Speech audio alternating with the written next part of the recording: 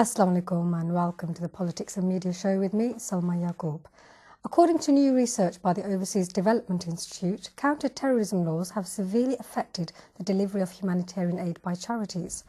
Aid groups and charities constantly provide life-saving assistance to those in the most need in some of the world's worst trouble spots. However, British anti-terrorism legislation outlaws any transfer of resources to any organisations defined as terrorist, and as a result, charities, especially Islamic ones, have found their operations complicated by having to avoid funding certain groups. The report by the ODI cited examples of Gaza and Somalia of places where aid groups and charities have had to limit or even suspend their operations. Well, with me to discuss the ODI's findings is Dr Hany El-Banna, the founder of Islamic Relief, a charity which operates all over the world. He's also now the president of the Humanitarian Forum. Welcome to the programme. It's an honour to have you with us as our guest. We're also joined by Dr Ibrahim Hewitt, the president of the charity Interpal. Thank you for coming on the programme.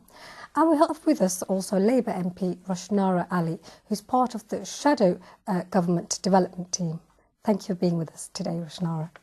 If I can turn to you first, Dr Hany, you have so much experience in this field. Have you found that it has hampered your efforts and the charities from other places' efforts now that these new laws have come in?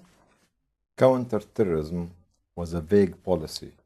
Nobody could measure it.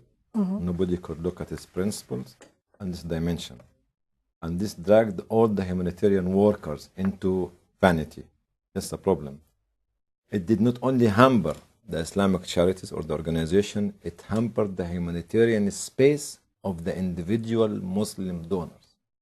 It goes down to the individual who wants to transfer money from Saudi Arabia, from Kuwait, from Qatar, from Emirates, from Bahrain, even to the organization in this area who cannot transfer funds to their own offices in Africa, in Europe, in Asia, which need to say Pakistan, Afghanistan, China, and others.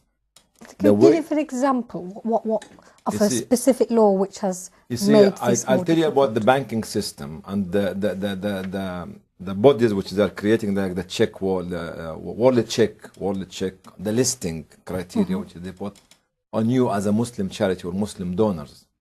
Recently, you had received a donation, sizable donation from a donor to a humanitarian forum. And this world check has to look at 3 of the trustees of humanitarian forum, say that, oh, no, they are listed. When we fought hard with actually the people on the other side, they said, no, we're sorry, they are not. This could lead the donor to lose confidence in you as an organization. From the Gulf area, it becomes extremely difficult because the organization, there are some of the countries in the Gulf area, without mentioning, not to upset people, are not allowing the local organization which is registered and working for the last 30 years to make a national appeal, to communicate with local donors, needless to say, to transfer the money to their offices. So the cash in hand business is still going on as we speak in millions and millions and millions of dollars. I was in Egypt 2 weeks ago, and we had a discussion about opening an office there for one organization, and one of the people in the discussion group was saying, do you know some bank manager who can facilitate opening a bank account after being registered with the Ministry of Social Welfare? 6 months they applied to open a bank account in Egypt, and the bank did not give them the permission yet. It becomes a knee-jerk effect to the bank managers.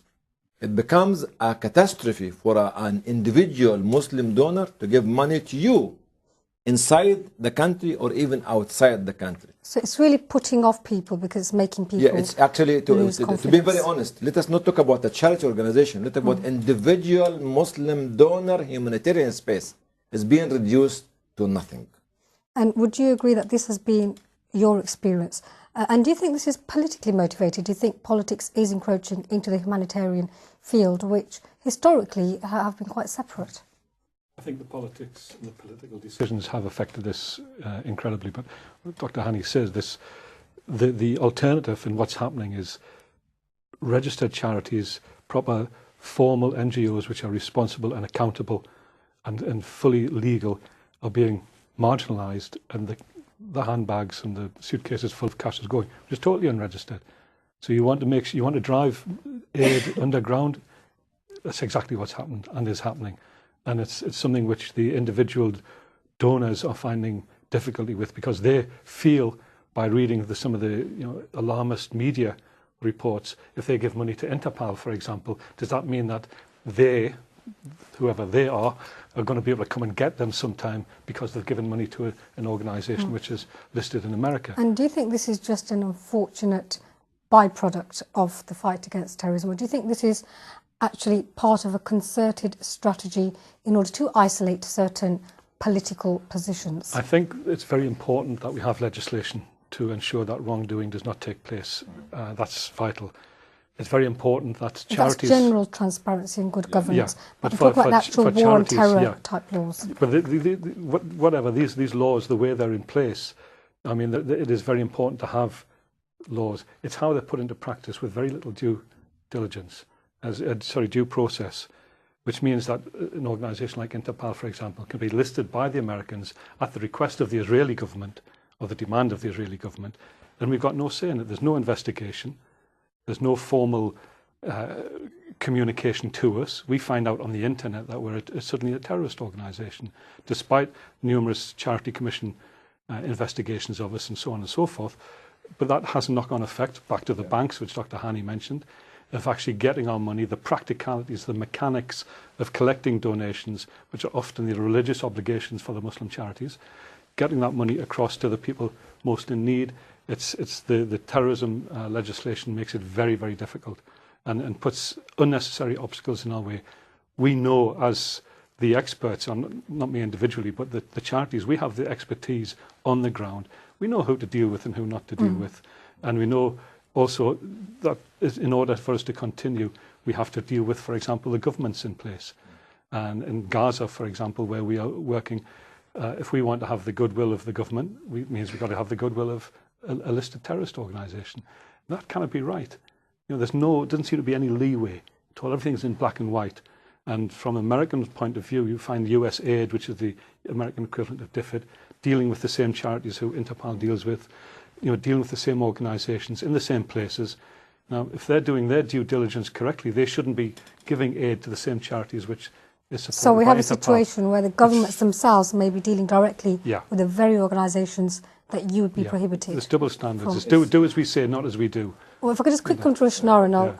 I mean, you're part of the International Development Shadow team. What's the response from your point of view? Well, first of all, what we need to be absolutely clear about, as Dr Ibrahim has pointed out, is that we do need effective legislation that that ensures that there's transparency and there's confidence that the money people give directly, whether they're Muslim or non-Muslims, to appeals, whether in Somalia or in the Middle East, anywhere, goes to the people who need it most. And that should be the absolute priority.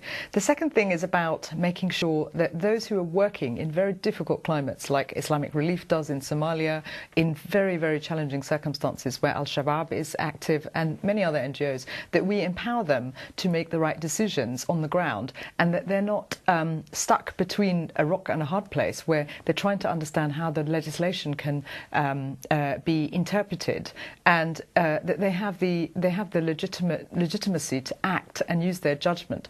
Obviously, that has to be carefully done because it's highly sensitive environments that they're working in. Well, clearly these charities are working in areas where there are wars, where there are these upheavals, so it's not always easy in the first place. Absolutely. And these are places where a lot of people don't go into, and yet their work is now being further hampered. But the underlying point, particularly in areas of conflict like in Somalia, but also in Gaza, is about getting, resolving those conflicts.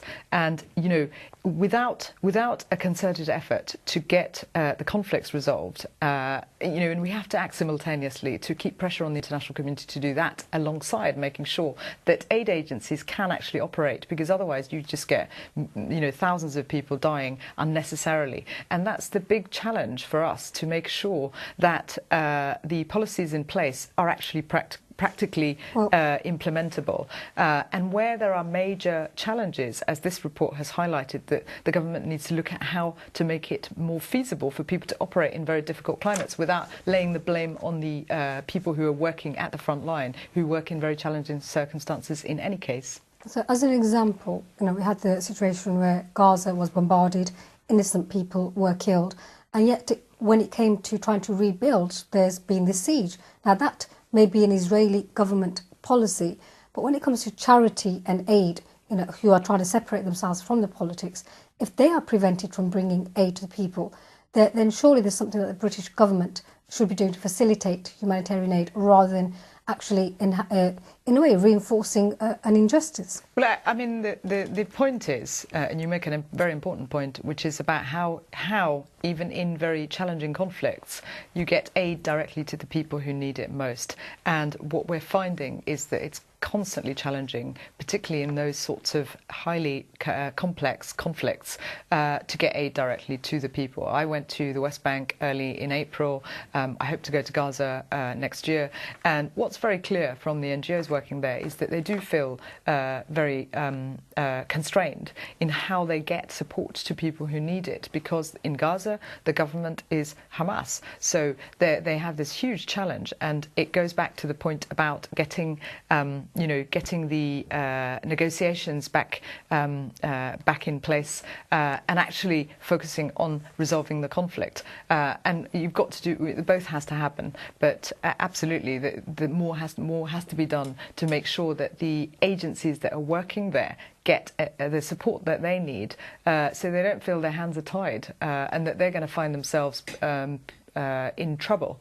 But that said, there's a challenge for government, any government, to make sure that the public confidence of taxpayers here in Britain or donors, ordinary members of the public giving money, sure, that is maintained, and that's a challenging balance to strike. So everybody would acknowledge that balancing act is there. What would be your proposal?